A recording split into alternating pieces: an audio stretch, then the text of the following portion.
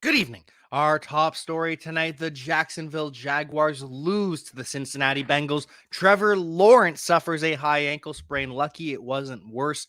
Now, the Jaguars are saying Trevor Lawrence could play on Sunday. I am here to tell you that is not happening. We're also going to be without Christian Kirk. Looks like he's going to need surgery. And we've got a bunch of other injuries, including some on Thursday Night Football. Rhamondre Stevenson out. Kenny Pickett out. So we've got the fallout of all of that and much, much more on Player Profiler today.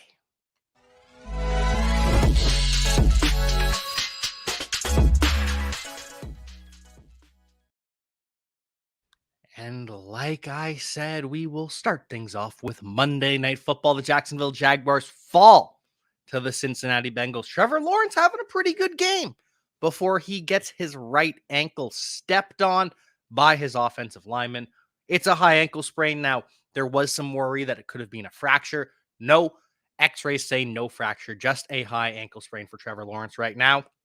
And the Jaguars are not ruling Trevor Lawrence out. Trevor Lawrence has never missed a game in his NFL career. He had the knee injury earlier this season. And so that leads people to believe, hey, maybe Trevor Lawrence could play, but I am here to tell you, no, that's not happening. A high ankle sprain is severe. We've seen quarterbacks come back early from a high ankle sprain. We have also seen high ankle sprains completely derail seasons. I'm talking Ryan Tannehill. So I don't think the Jaguars are going to risk it by having Trevor Lawrence play this Sunday against the Cleveland Browns. I won't be shocked at all if Trevor Lawrence is active next week.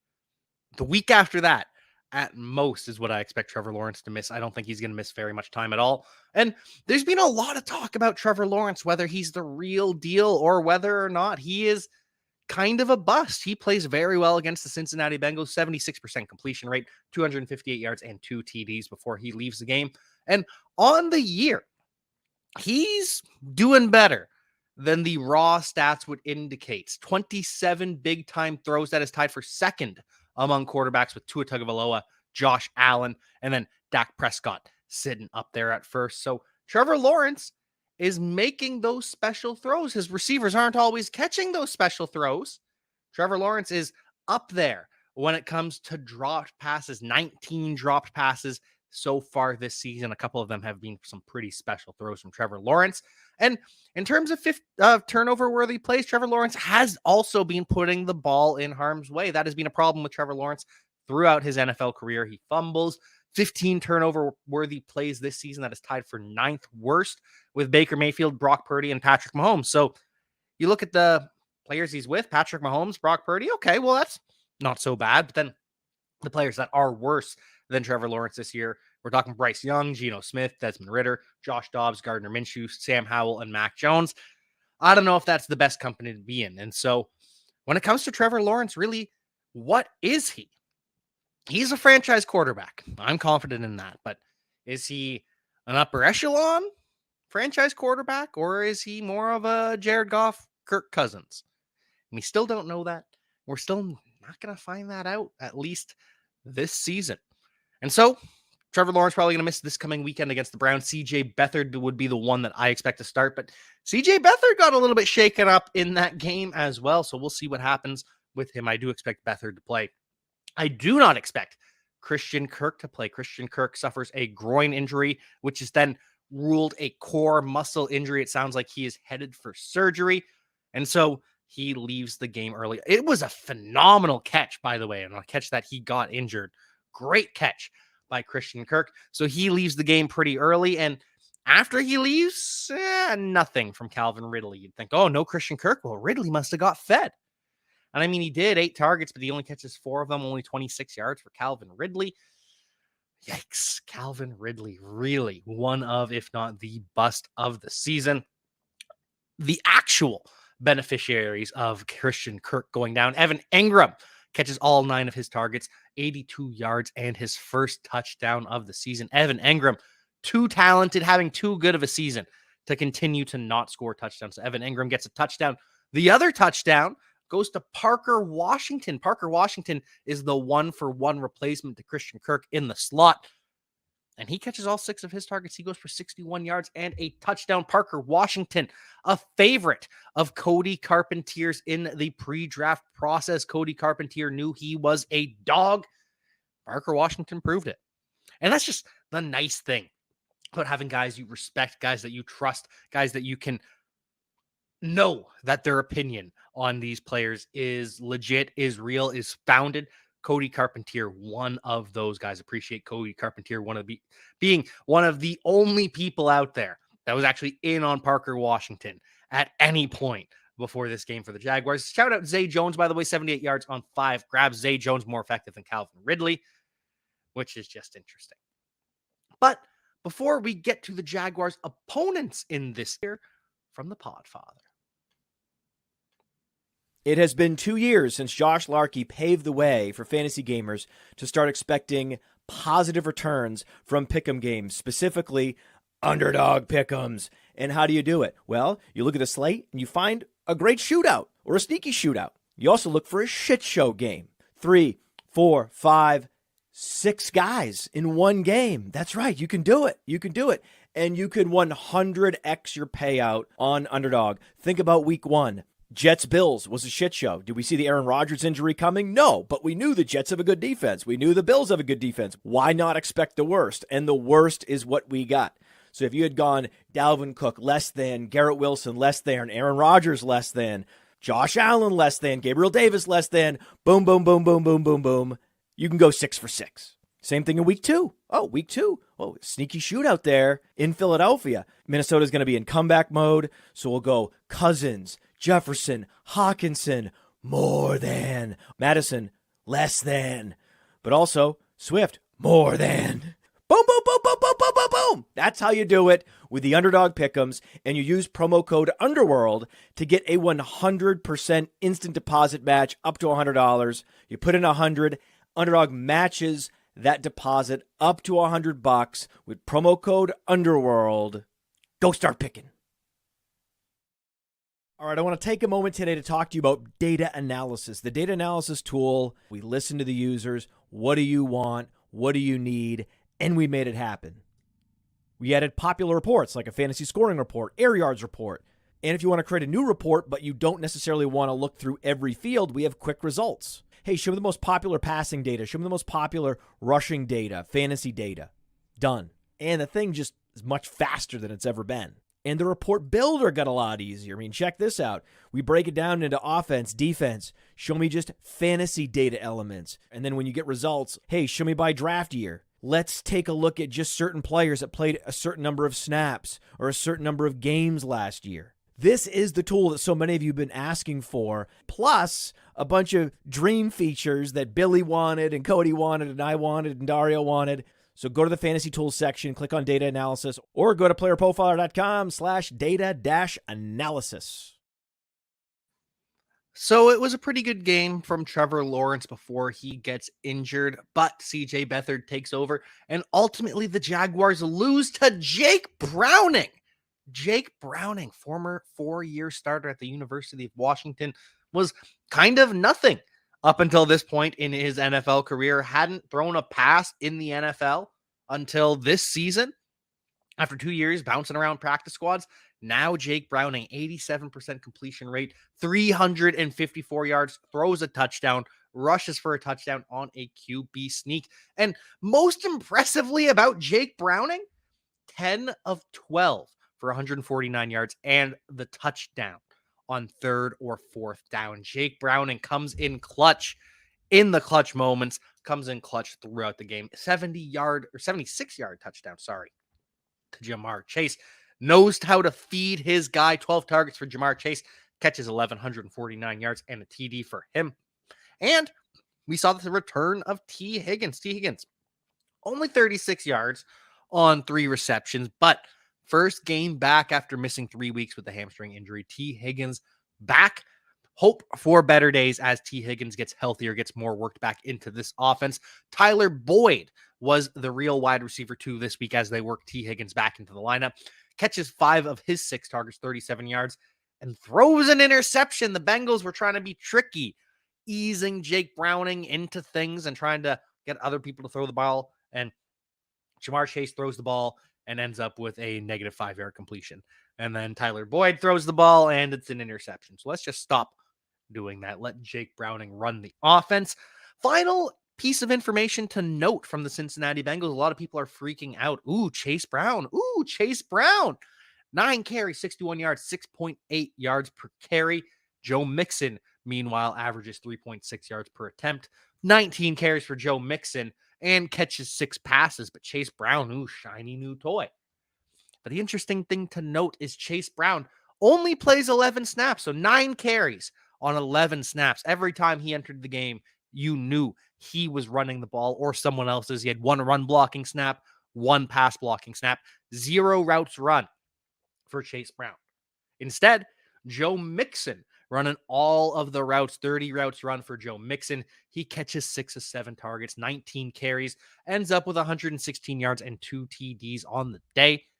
So while it is exciting for Chase Brown to be taking this next step, Chase Brown, hopefully the number 2 running back for the Cincinnati Bengals going forward, it looks like he has claimed that role, and it looks like he's going to offer some change of pace back because he's not a satellite back because he's not running the routes, but he offers some of that upside. But Chase Brown is still a clear RB2 far and away. Joe Mixon still a bell cow, 52 snaps to 11. So let's not get out over our skis on Chase Brown just yet. And then on Thursday, we have what could be the worst game of the season, the lowest over-under of the season. This baby's going to be in the 20s by the time we get there. Patriots, Steelers. And the Patriots are going to be without their best player in Rhamondre Stevenson. He suffered a high ankle sprain. As we know, that's a multi-week injury. That is a 4-week injury. Now, they might not necessarily put Rhamondre Stevenson on injured reserve. He may only miss 2 games. He may miss 3 games. 4 weeks is how long you should miss for a high ankle sprain. So if you come back before then, expect a big drop-off in performance. And even week 5, week 6, after recovering from that high ankle sprain, we're still not expecting you to be at 100%, but we're expecting you to be closer to what you were.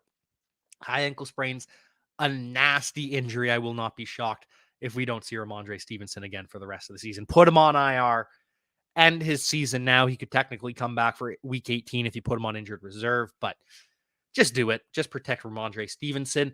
Zeke also still banged up. He's still dealing with that thigh injury. It was limited all throughout last week, limited on Monday. The wide receiver 1 for the Patriots also looking like he's going to miss. He is still in concussion protocol. Missed this past week. Doesn't practice Monday with the concussion. Neither does Kayshon Boutte. Kayshon Boutte still not practicing as well. Juju Smith-Schuster is practicing. He's limited with an ankle injury. Devontae Parker limited with a knee injury. And so the already depleted Patriots pass catchers gets even worse. And it's no better on the other side of the football. The Pittsburgh Steelers, Kenny Pickett, not going to play this week. I don't know when Kenny Pickett's going to return. He had surgery on his high ankle sprain. Kenny Pickett's been dealing with an ankle injury for a couple weeks. He's been playing through a high ankle, more than likely. We don't know. They never announced it was a high ankle, just an ankle for Kenny. Maybe it was a low, but either way, suffers a high ankle sprain this past week or aggravates a high ankle sprain this past week, gets surgery on his ankle, and we'll see when Kenny Pickett returns. I would not expect him back in 4 weeks. I'd expect him to probably head to injured reserve. Steelers not going to tell us anything, but in the meantime, Mitch Trubisky is going to be the starting quarterback at least this week. That's all the Steelers will admit for now is Mitch Trubisky, 1 week starter. Kenny Pickett out a few weeks, more than likely. And Najee Harris might also be out this week. He practiced on Monday and then on Tuesday picks up a knee injury, does not practice. Najee Harris may miss some time, which would that be better for the offense with Jaylen Warren getting more of a run? More electric, more exciting? I don't know. We wish Najee Harris the best. We wish him a speedy recovery. Hopefully this is just a minor injury and he comes back to practice tomorrow and there's nothing to worry about. But for now, looks like RB 1-2 in Najee Harris and QB1 in Kenny Pickett. Both going to be out. And is the offense going to function better with Mitchell Trubisky? I don't know. We will see. Other bad news around the NFL, and there was a lot of it. Tank Dell, done for the season, underwent successful surgery to repair a broken fibula. We saw this with Tony Pollard. Tony Pollard broke his fibula in the playoffs. So basically, a full month and a half later, Tony Pollard broke his fibula. And so he was ready for training camp, was good to go for the season. Was slow to start the year, and Tony Pollard still hasn't been his usual explosive self. But Tank Dell, an extra month and a half to recover. He's going to play week 1. He's going to be there in training camp. He's going to be fine. He might be a little bit less explosive, but Tank Dell is just such a good separator. I think Tank Dell will be fine. Just don't be shocked if in 2024 Tank Dell starts off just a little bit slow after suffering this broken fibula. Just maybe. Just maybe. The Browns also still don't have Dorian Thompson-Robinson. He is still in concussion protocol, and they have not decided a starting quarterback just yet. So Joe Flacco may be looking at another week for the Cleveland Browns. Just wait and see. Elijah Moore also had an insane amount of air yards. I think he had the most air yards that we've seen in the past 5 years from Joe Flacco. Didn't connect on a whole lot of them, only 84 yards from Elijah Moore roughly, but Joe Flacco was looking early and often down the field to Elijah Moore after spending some time together with the New York Jets. Speaking of quarterbacks in concussion protocol, Derek Carr is in concussion protocol. We all remember he had the shoulder injury earlier in the season. He's still been dealing through that. He's got a head injury, which is the concussion and maybe something else. Also has a rib injury. He is going to be out this week. And maybe Derek Carr, maybe they just put him on injured reserve. Let him heal up. Chalk this up as a lost season. They won't because it's the Saints. But expect Jameis for at least 1 week with Derek Carr in concussion protocol for the second time this season, no less. Alvin Kamara, by the way, is on pace to become the 6th running back ever to start his career with 1,300 yards in 7 straight seasons. We saw it from Eric Dickerson, who had a pretty incredible run. We saw it from the great Barry Sanders, pretty incredible run in the NFL. Curtis Martin is one of those forgotten names in NFL history, but he had an incredible start to his career, as did LaDainian Tomlinson and Matt Forte, that 5th running back to be in that conversation. So Alvin Kamara on pace for 1,300 yards from scrimmage once again would be one of 6 running backs to ever do that. Other injury news across the NFL, Dolphins, week to week for linebacker Jerome Baker, week to week for offensive lineman Robert Hunt. The Dolphins are just one of those teams that have been struggling through injuries throughout the season, especially on that offensive line. Robert Hunt, left tackle. Teron Armstead has also battled through injuries. It's been a battle for the Miami Dolphins, just another blow after aggravating a hamstring injury. Speaking of battling injuries throughout the season, the Detroit Lions have placed Aleem McNeill, their breakout nose tackle, on injured reserve. He suffered a knee injury. He's going to be out 4 games minimum. To replace him, they signed Tyson Alualu, the former first-round pick, to the practice squad.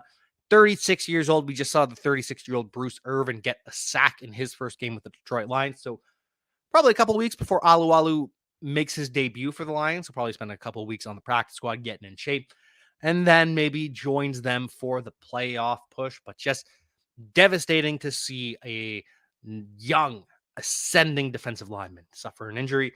Other injury updates across the NFL, Puka Nacua suffered an AC joint sprain, which sounds bad. I read that and say, ooh, Puka Nacua probably going to miss this week. Rams don't think so. Rams think Puka Nacua just going to play through it. Puka Nacua, one of the toughest wide receivers in the NFL. He has had a litany of injuries across this season and just keeps on playing, keeps on producing. Packers are to be determined when it comes to Christian Watson. He suffered a hamstring injury. They won't say if it's worse or better than a hamstring injury that caused him to miss the start of the season. So get well soon, Christian Watson. Packers also signed Kenyon Drake, the running back, and cut James Robinson, the running back, from the practice squad. Kenyon Drake signed to the practice squad. James Robinson been with the Packers a couple times this season, just bouncing around the NFL at this point, which is just so sad to see. James Robinson was just so good to start his NFL career, and the Achilles just completely sapped him of his strength. So I hope James Robinson, after time, can fully heal from his Achilles, but so far it has just been tough to see. Kenyon Drake taking his place for the Green Bay Packers.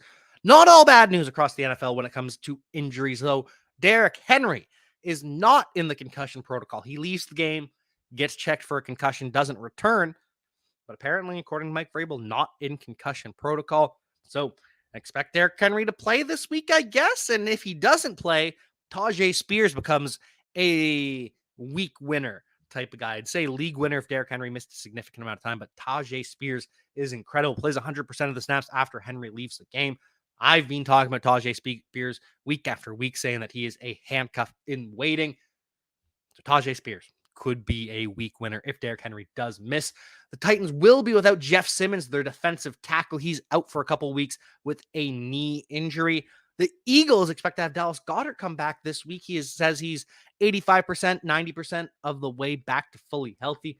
Dallas Goedert fully expects to play against the Dallas Cowboys. This is going to be a big game. Going to be an absolutely massive game. And we'll see if Darius Leonard, the former Colts linebacker, makes his debut against the Dallas Cowboys, because Darius Leonard chooses the Eagles over the Cowboys and could make his debut against the team that he spurned. Sticking, in the NFC East. Tyrod Taylor is off injured reserve, but he's going to be the backup. Tommy DeVito is going to get another chance to start this week against the Green Bay Packers on Monday Night Football. We'll see. Green Bay Packers defense has been ascending in recent weeks, so we'll see if Tommy DeVito plays well enough to earn another week. Tyrod Taylor, the backup, at least for this week.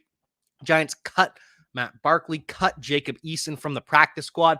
Likely bring Matt Barkley back to the practice squad and have him as QB3 behind Tyrod Taylor. And also, coming off injured reserve, it's just Tyrod Taylor for now. Darren Waller, though, he's making progress apparently. Unlikely to play this week. And I'd kind of written Darren Waller off for the season. So if he returned, hey, could be intriguing down the stretch if people dropped him in your fantasy football league. Other news and notes across the NFL. The Indianapolis Colts have Michael Pittman setting a new franchise record. Most receptions through 4 seasons, caught 11 passes in this past game. 314 passes through 3 years and some change. Whereas Marvin Harrison, 311 was the former record. Michael Pittman off to a historic start for the Indianapolis Colts. But we'll see if he's back for the Colts next year. He is a free agent. They could franchise tag him. They could extend him. Or Michael Pittman could walk to the highest bidder. We'll see who that highest bidder is. Chicago Bears are always in the market for a wide receiver and also in the market for Eric Bieniemy to become their new head coach. Eric Bieniemy, the Washington Commanders offensive coordinator, who has done some pretty great work with Sam Howell this season. Or is that just Sam Howell being good? And he did some great work with Patrick Mahomes, or was that just Patrick Mahomes being really good? But either way, Eric Bieniemy has some interest from the Chicago Bears, and the Jets are interested in Zach Wilson. Zach Wilson reportedly wanted by the Jets to be their quarterback once again. They want to pivot back to Zach Wilson. Tim Boyle wasn't it. Tim Boyle, so bad of an answer that they have cut him. And instead, Trevor Siemian sticks on the roster, but Trevor Siemian wasn't good either. And so Jets want to move back to Zach Wilson. Zach Wilson apparently reluctant to sign himself back up to be running behind that offensive line for the New York Jets. Now, Robert Saleh does say, no, if Zach Wilson was reluctant to re-enter the team game, we would cut him straight up. We haven't decided who our quarterback is, so we'll see who's actually telling the truth if Zach Wilson does play, if he is QB2, QB3.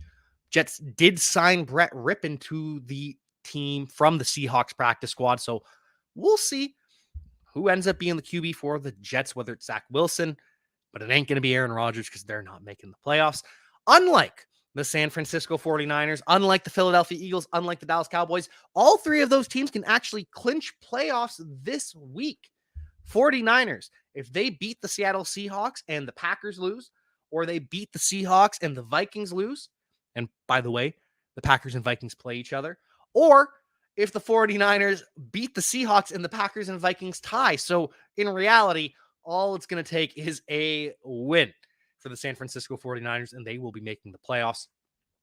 Also, by the way, San Francisco 49ers waive running back Tyrion Davis-Price, the 3rd round pick from just last year. 49ers hate third-round picks. Trace Sermon, Tyrion Davis-Price, just cutting those guys, and it is devastating.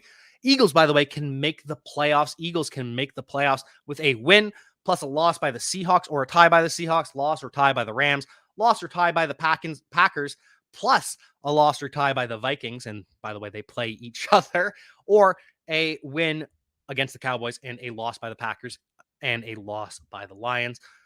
All that math. Or the Cowboys, if they beat the Eagles, they can't clinch the NFC East, but they beat the Eagles. And a combination of the Vikings, Packers, Seahawks, Bucks, Lions, Rams, and Saints all lose or tie. Could be looking at the Dallas Cowboys to the playoffs as well. 3 teams can clinch this week, but there will be many more to come. Stay tuned for all of that news and more on Player Profiler today.